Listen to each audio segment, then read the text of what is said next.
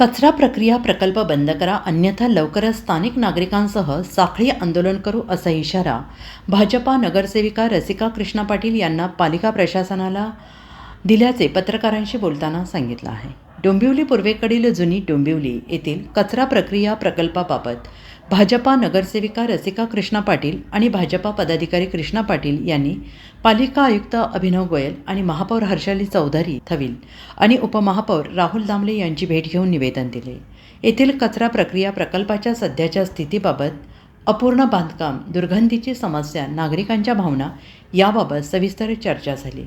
सध्या कचऱ्याचे उघड्यावर कंपोस्टिंग केलं जात असल्यामुळे दुर्गंधीची समस्या निर्माण होते आहे. त्यामुळे प्रकल्प अद्ययावत करून बंदिस्त पद्धतीने विल्हेवाट लावण्यासाठी पूर्णपणे बायो-CNG प्लांट उभारून त्यासाठी आवश्यक 25 कोटी निधी उपलब्ध करून द्यावा, अशी ठोस मागणी करण्यात आली. या संदर्भात सखोल अभ्यास करून संबंधित माहिती आणि पर्याय पत्राद्वारे सादर करण्यात आले असल्याचे नमूद करण्यात आले आहे.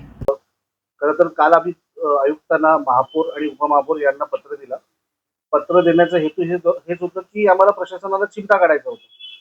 आपण कोविड काळात जे अपत्य जे घातलं आहे, कचरा प्रकल्प जुनी डोंबिवली येथे, त्याच्याकडे पूर्णपणे तुमचं दुर्लक्ष होतं. हा प्रकल्प इथे राबवण्याची काही गरज नव्हती. बायो-CNG हा मुद्दामून मी त्यांना पत्राद्वारे सांगितलंय, कारण ह्याच्या अगोदर ते सुद्धा करू शकले असते. त्याला 25 कोटी निधीची तरतूद होती आणि हा उघड्यावर कचरा टाकलेला प्रकल्प आहे, त्याला 14 कोटी आहे. 14 कोटी रुपये खरंच इथे खर्च झालेत का? कारण आता अजून इथे 30% सुद्धा काम पूर्ण केलेलं नाही, तरी सुद्धा इथे त्यांनी कचरा आणायची सुरुवात केली आहे. त्या प्रकल्पाच्या क्षमतेपेक्षा अधिक कचरा तिथे जमा असल्या कारणाने आणि उघड्यावर असल्या कारणाने तो पूर्ण दुर्गंधी या सगळ्या परिसरात पसरते.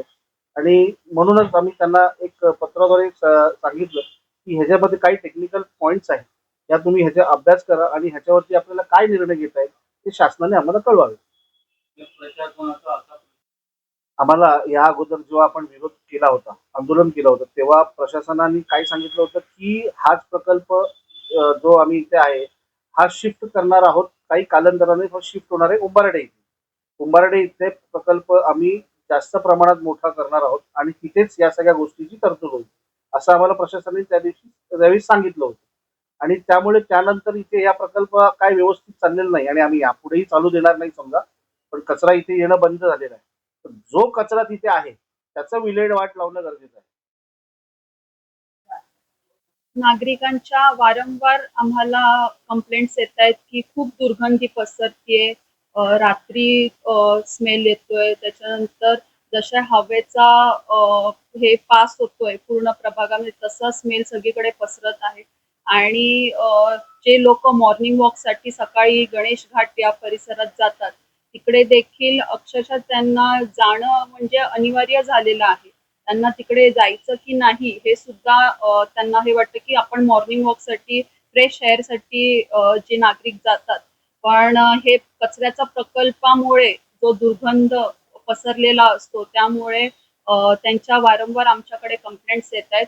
आणि त्याच संदर्भात आम्ही प्रशासनाकडे मागणी केली आहे की या हे प्रकल्प उभारण्याच्या आधी किंवा प्रकल्प आता हे झालंय ते अर्धवट आहे आणि तुम्ही त्याच्यावर लक्ष घालावे. तसेच बायो-CNG जे प्लांट आहे, बायो-CNGचा प्लांट तुम्ही तिकडे प्रकल्प तो आहे तो तिकडे तुम्ही त्या संदर्भात विचार करून तो तिकडे राबवण्यात आला पाहिजे.